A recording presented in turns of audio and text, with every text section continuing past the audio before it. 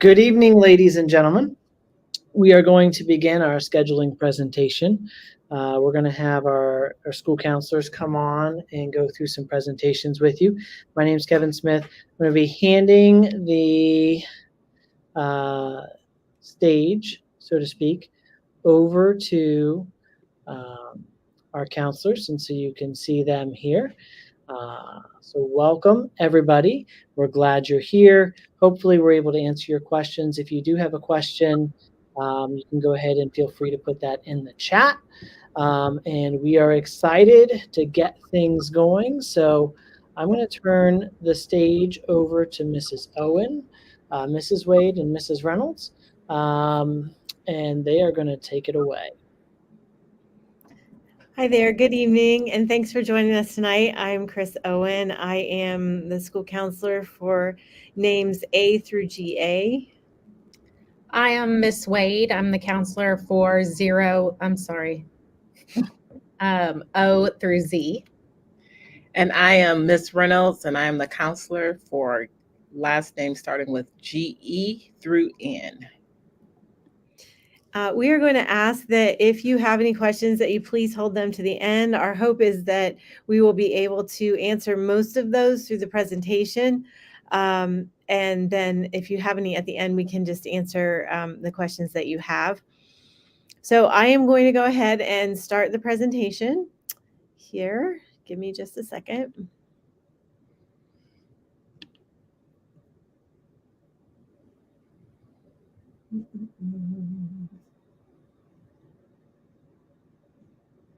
Okay.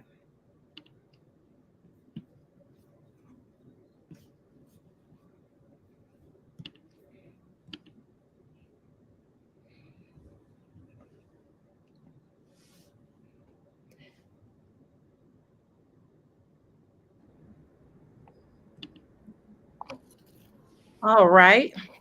We're so glad that you could join us online. We're going to go over a couple things in our meeting today. We're going to start off with introductions of the staff, so the administrators and counselors, which we already did the counselors.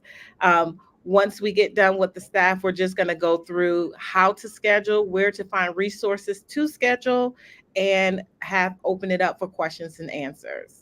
So at the top, we have our principal, Miss Sheila Evans. We have our assistant principal, Mr. Henry Lee. And then we have Mr. Kevin Smith is our other assistant principal. And Miss Sydney Dillard is our dean of students. And then you met the three of us, school counselors. Okay, well, we're going to start off with the bell schedule. As you can see, we have 8 periods. Technically, you could say 9 periods because we have a PA and E&I in the day. Our periods are about 40-ish minutes, and here between classes, they have 3 minutes to get to their next period.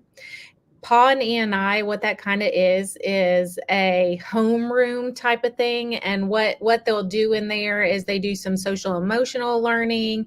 They do some iReady, grade checks. That is actually a period where they do not get a grade for. Okay, just kind of like a homeroom. Periods 3 through 7 do start our lunch periods. So our first lunch does start at 9:37, and our last lunch is 12:41. Our school day starts at 7:15 and ends at 2:10 right now. But if the proposed changing of times happens, we'll start at 7 instead of 7:15. Already kind of went over what PA time is. Now for our schedule.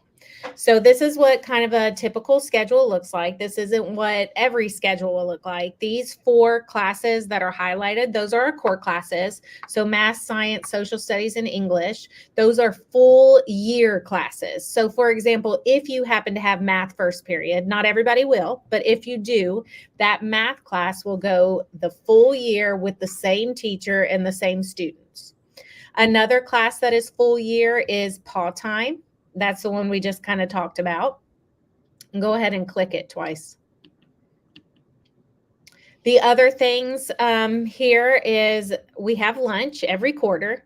about 40-ish minutes. And sometimes your lunch could be fourth period. Sometimes your lunch could be fifth period, maybe third or fifth. Same with your study hall. Everybody has a study hall and they could be varied throughout the day.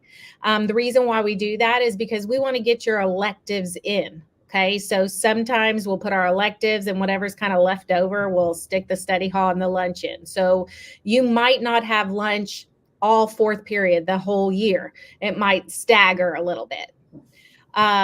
Before we go on to electives, I want to make sure that you guys know your core classes, your students' core classes, math, science, English, and social studies, and PAW time, your lunch and your study hall are already inputted into Infinite Campus. So those will show up automatically. Your kids aren't choosing those. We've already uploaded them where they should be next year. What your students are going to be doing is they're going to be choosing their electives. So if you can see here, go ahead and click it, Chris. For the first highlighted top ones, some of the electives are for 2 quarters. For example, our art class is a 2-quarter class, our theater, PE 9, which they'll take as 8th graders, not 7th graders. And let me see. Oh, environmental science is our other 2-quarter class. The next little line, you'll see some of our classes are just for a quarter. So for example, they might want to take automation and robotics. And after that 9 weeks is up, that class is done and they'll go to a different class. The last little highlight down there is some of our electives are full for the full year. So for example, band, orchestra, choir. If they're going to pick Spanish, we'll talk about a little bit later on. That's a full year course. So if you kind of look at this and you kind of count up these little yellow squares, there's 8 different spots that you can get electives in, but it just kind of depends on if you pick some semester classes, if you pick a quarter class, or if you pick a full year class. So again, I just want to say, I know I already said it, but I'll say it one more time. Math, science, social studies, English, PAW time, lunch, and study hall are already programmed into Infinite Campus. Your students are just choosing their electives.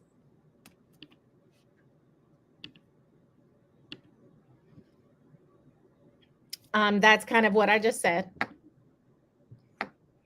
So now we're going to explore a little bit. This is the Junior High Scheduling Hub. It is the same for Ridgeview and Lakeview. We have all of the same classes with the exception of social justice. We don't have at Ridgeview, but we have German here, and Lakeview does not have that. Those are the only 2 courses that are different. For your students, as you schedule, this hub is very interactive and it gives you all of the information you need. So we are going to click on that and show you what it looks like. So here is the hub. And what we ask is that the very first thing you do before you jump into it is to watch the welcome video, which will tell you, just give you some general overview information about scheduling. And then we're going to also ask you to second watch the how to schedule video. This one walks you through step by step how to get into Infinite Campus and schedule your courses. It also guides you through adding in any alternates. So we're asking the students to select electives, 8 units of electives, or 8 quarters. And then we're also asking them to put in some alternates. We'd like 4 to 6 alternates, just so that we have enough in case we can't get them in a class. Sometimes they might take orchestra, and then they might also have German, and those 2 classes are the same exact period. And so they might get bounced out of one. So it's good to have those backups so we know what else they like, or otherwise we just choose classes where there's a need. So make sure that you're putting alternates in there for your students because those are really important. And then you get to go down through and explore. We have videos for most of the courses. There are a few that we don't, but the vast majority we do. So you can go through and you can click on any one of the selections and watch the video for them. It'll take you directly to a link, and this is the beginning of the flight in space one.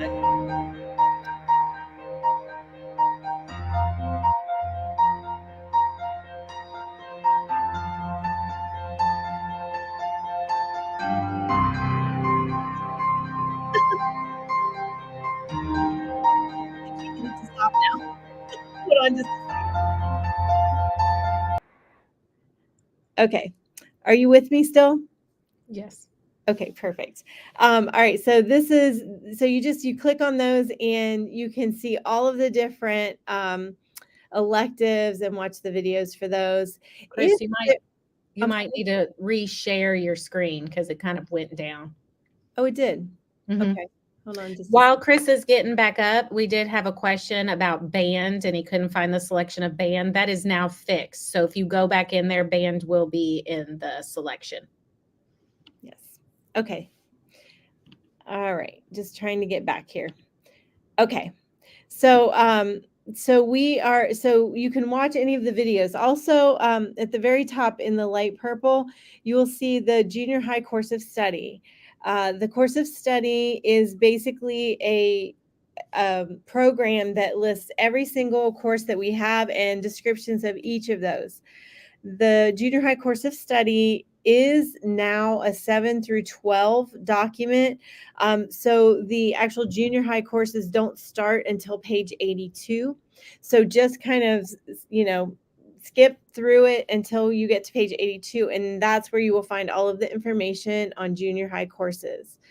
We also have an elective worksheet where you can kind of check off the different electives that you want. And it's also got a place where you can enter the different electives so that you can sort of map out exactly what you want to sign up for.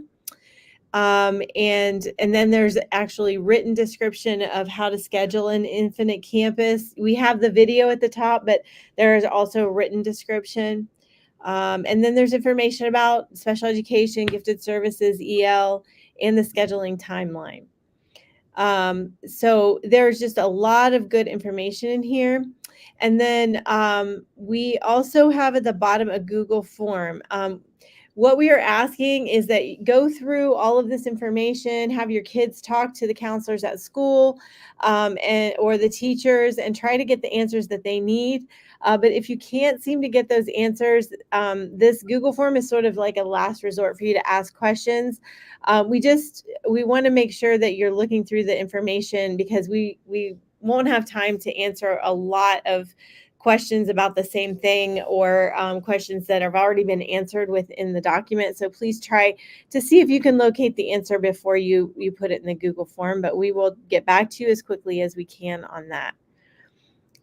So we also have some social media links and there's some sports links and different things in here. So just make sure you're looking through that very carefully. All right, let me see if, okay. So I'd like to talk just a little bit about some of the elective courses. We do offer high school credited elective courses, and we just caution you, just make sure that your student is prepared and ready. High school credited courses go at a high school pace. There are high school exams, there's high school studying expectations, and you want to make sure that they do well because these courses go on their transcripts, and that means that this is what's going to colleges or employers, or so just make sure that they are completing these classes as if they are high school students and that they're prepared and ready when they decide to take these. We have a couple of semester options. We have theater, which is worth 1 credit for fine arts. I'm sorry, it's worth a half of a credit for fine arts. And then we have physical education 9, which is a quarter of a credit. They need 2 PE classes to graduate.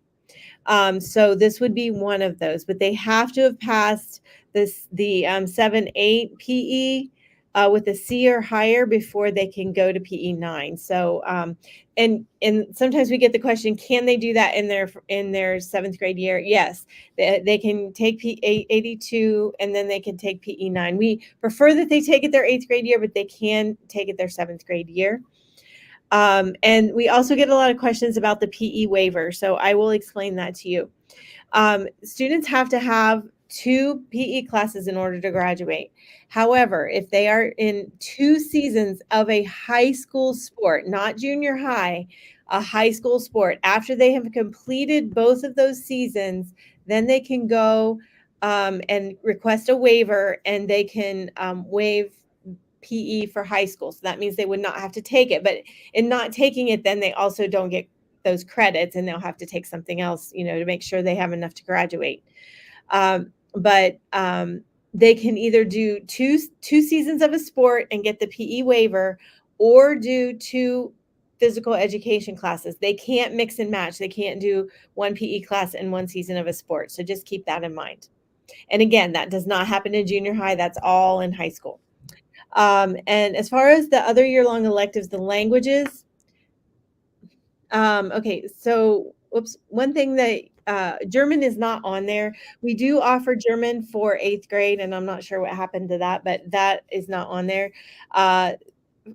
Lakeview does not offer German, but we do.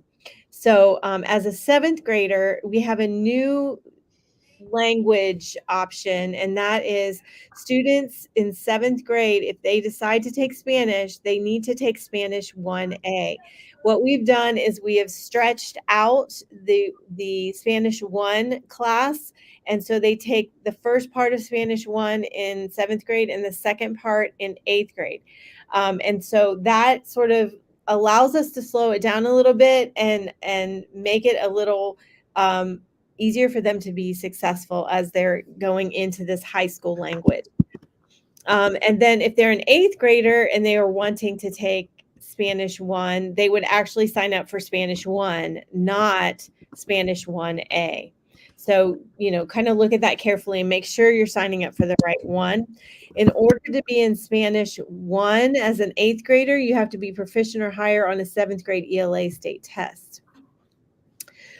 Spanish 2, that they have to have taken Spanish 1 and performed at a certain level, novice to mid on the Spanish 1 individual performance assessment, or IPA.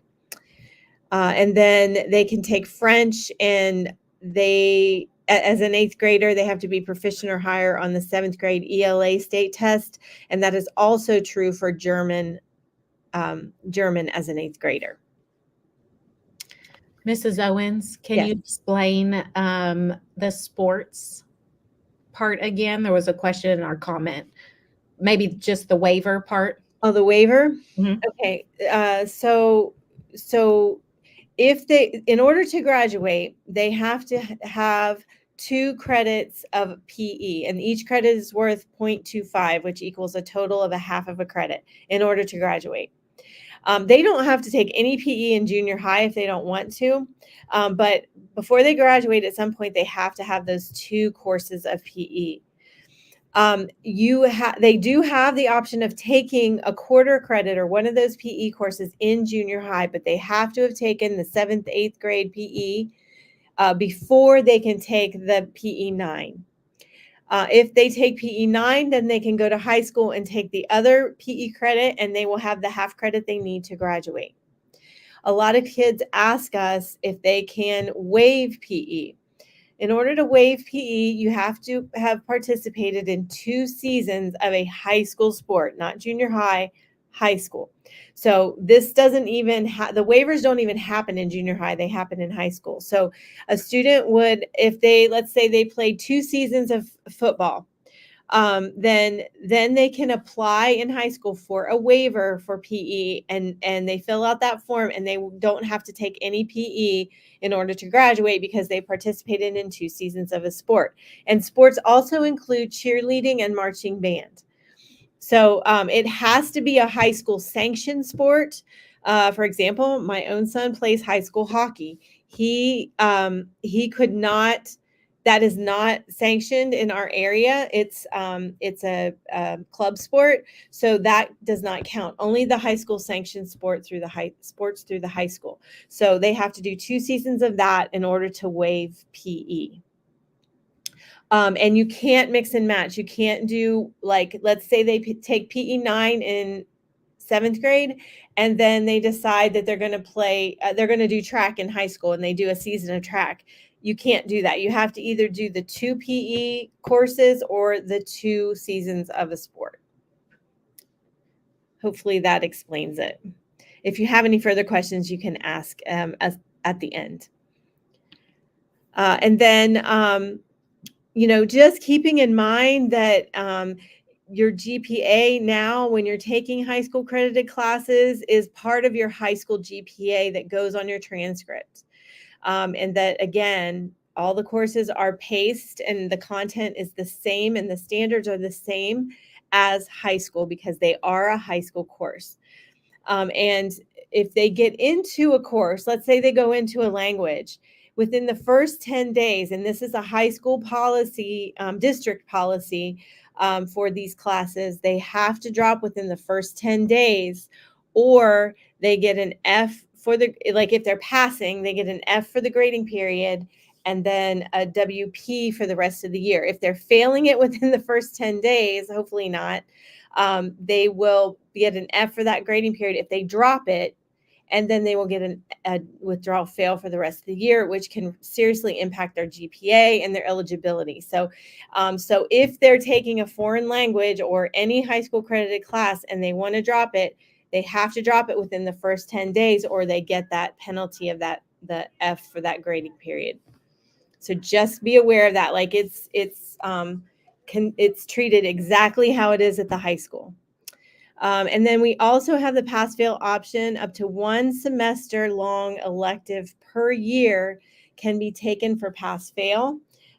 So keep that in mind. If your student is taking maybe PE9 or theater and they wanted to take it for pass-fail, there's a lot of different reasons why they might do that. They have that option. But you cannot take core classes like algebra or a foreign language for a pass-fail. It can only be the 2 that we offer are, like I said, PE9 and theater.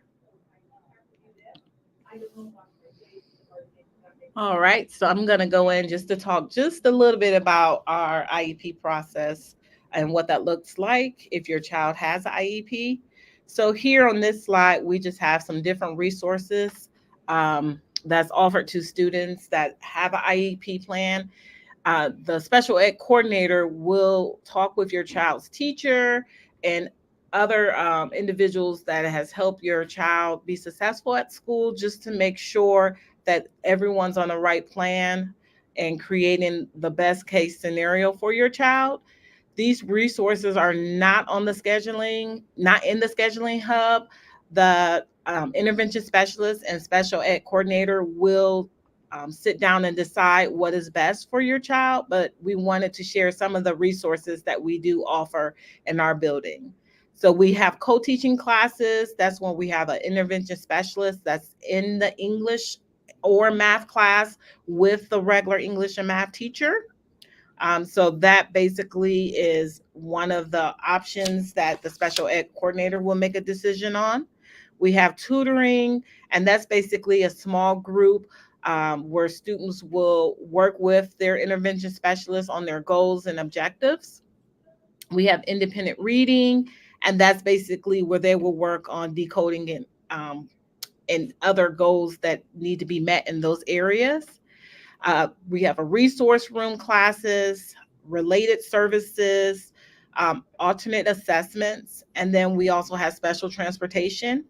And again, all these services is pretty much the special ed coordinator will make the decision based on their goals and just some of the needs that they have in their plan as far as which area will be best for your child. So we just wanted to share just some of the different resources that we do offer. And those as far as scheduling won't be in the scheduling hub, but this is some of the things that you may see in your child's schedule come July. For those who have gifted placements, Todd Stanley and Miss Gina Kay, she is the best person to contact if you have questions about that.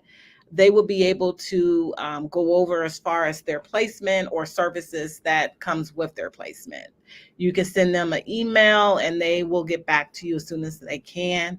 So those are the best. If you send us an email, more than likely we'll probably copy them on the email to ask the question. They have all the information as far as the gifted placements.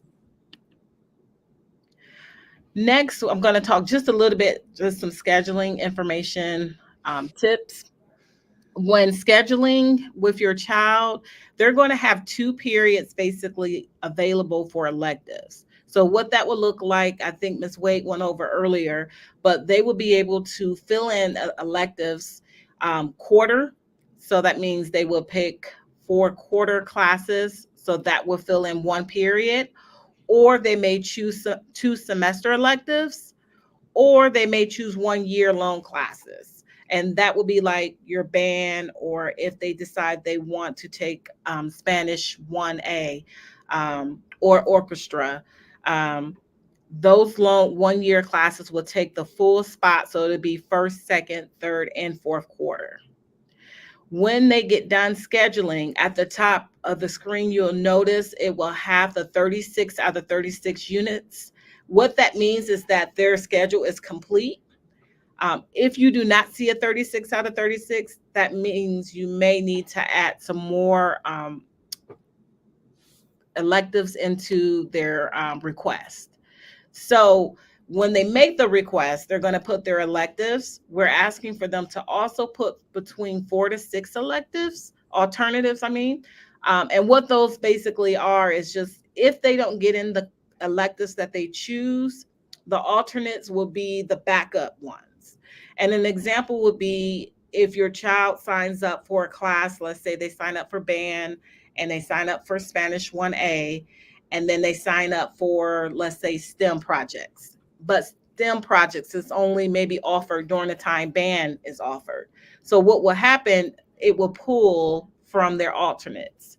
So when a schedule is made, we take all the requests that the student put in for their electives, and then it's kind of like you flip a switch, and then Infinite Campus take all the electives along with their course that's already been put in by us, and it makes a schedule for them. And that schedule can look like, all their electives that they chose, or it could be some electives and some of their alternates. It just depends on when the classes are offered, if they fill up quicker. So that's why we ask students to make sure that they pick 4 to 6 alternates.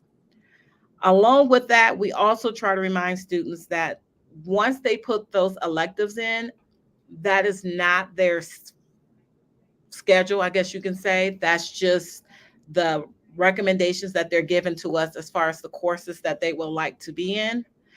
Schedules will be distributed when we have welcome days, and you'll get more information about that. Also, I'm trying to look, scheduling changes are limited. So when the students put their request in, that is how we plan for the school year. We know that we need a certain amount of teachers to teach certain subjects.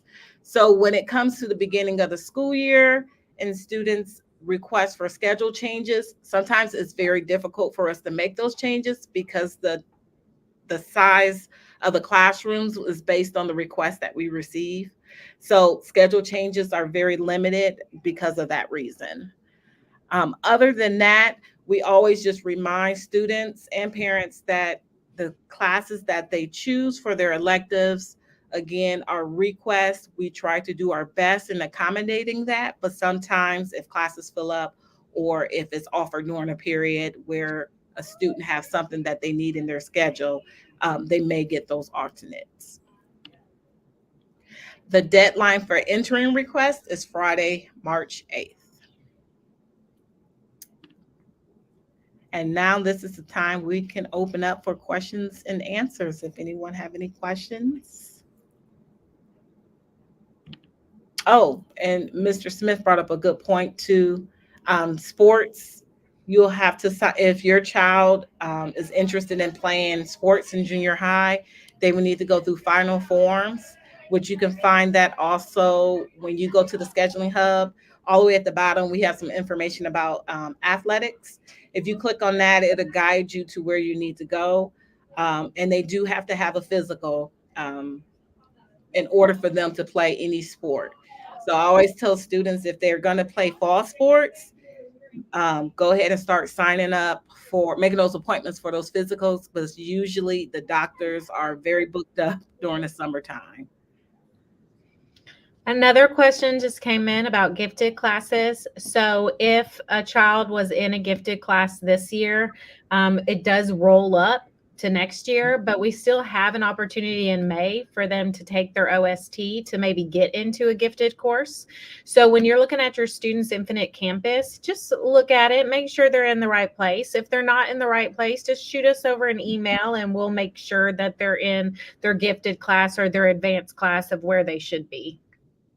And also, as far as the first come, first serve, it's not that way. Students just need to have their stuff, their requests in by March 8th, and the computer, kind of runs its program and it schedules all of the students once we get the master schedule built.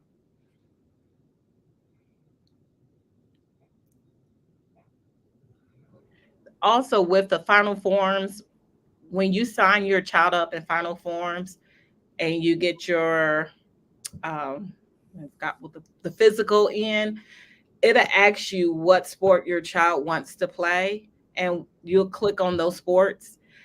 When the coaches start having conditioning and things like that, you will get an email letting you know when all those things will start. So that's why it's really important if they're going to be playing a fall sport to get that physical completed and uploaded in final forms with your information sometime over the summer. We do not have social justice here at Ridgeview. And Mr. Smith just responded about the VEX, the robotics game. That is something that Mr. Weemet, and he included his email address in the response, can answer for us. Yes, Stacy, they can take band and Spanish. That will Spanish 1A. That's going to cover all 8 of their electives. And normally, because we have different classes for band, we have a couple periods that we put kids in for band.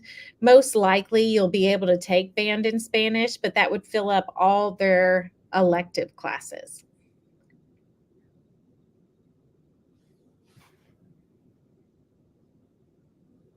Are there any other questions that you might have?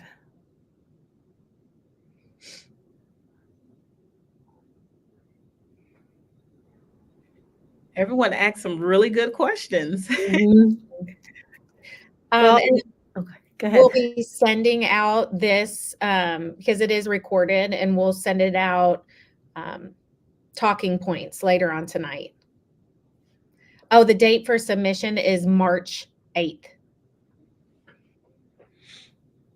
So we will include also we'll include the presentation as well, and it has all of the links embedded in it.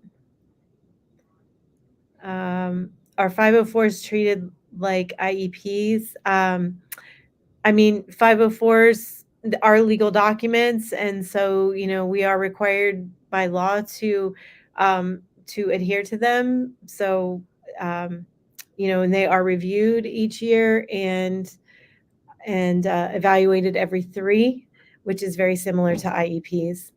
Mm-hmm. The part of the presentation with the IEPs, that's a little different for 504s. Like we're going to, adhere to the accommodations, but IEPs are a little bit different to where they have goals. And so they might have tutoring and they might have an inclusion teacher. That's a little bit different, if that makes sense. And as far as speech therapists, we have a speech therapist for our kids with those needs.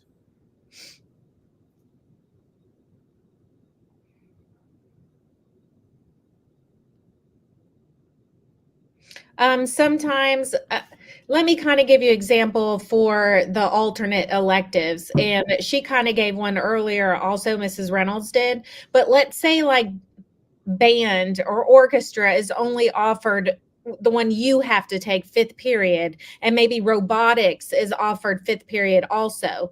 Well, that would kind of bump robotics out of that spot. And so we might need to pull from your alternatives to get a different elective because it might not fit into your schedule with the other electives that you picked.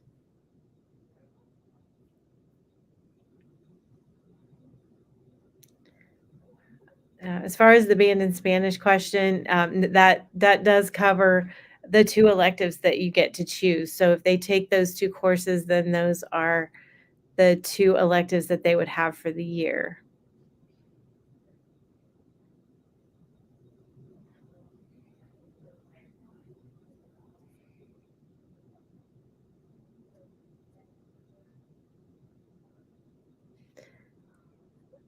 Okay, well, I'd like to thank you all again for tuning in and listening to the presentation. Hopefully you got all of your questions answered, and you are able to go out and schedule your kids. It is it really is, once you get into it, super easy to do, super fast. I will say this last thing though, once you enter the electives and the alternates, you do not have to press submit. You don't have to press anything. It's just automatically in there, and you don't have to print anything. We don't need the little printout or anything. You just enter them, and then on the 8th we close down the window, and what's in there is what they will choose, or what will go in as their electives. And know that the students have the ability to change through their portal, and so do you.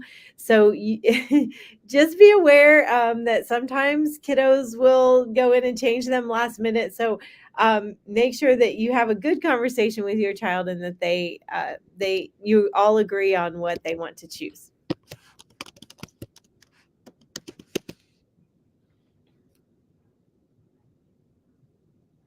Hopefully, the PE question, I just saw that question. Wait. I think Kevin answered. Oh, Kevin got it. Okay. All right. Perfect. Yeah, so I've been trying to jump in the chat, and Mrs. Wade has been in the chat a lot too. Families, I am so excited for next year. I'm very thankful that you guys have joined us here tonight. We're glad that you were able to tune in, that we're able to share this information. Hopefully this makes things easier.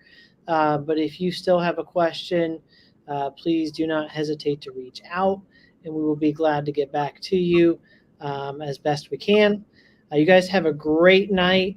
And hey, it's a great day to be a Tiger, and tomorrow's going to be another great day to be a Tiger. So you guys, good night, and get some rest, and we'll be here ready and waiting for students in the morning. Thank you, guys. Bye.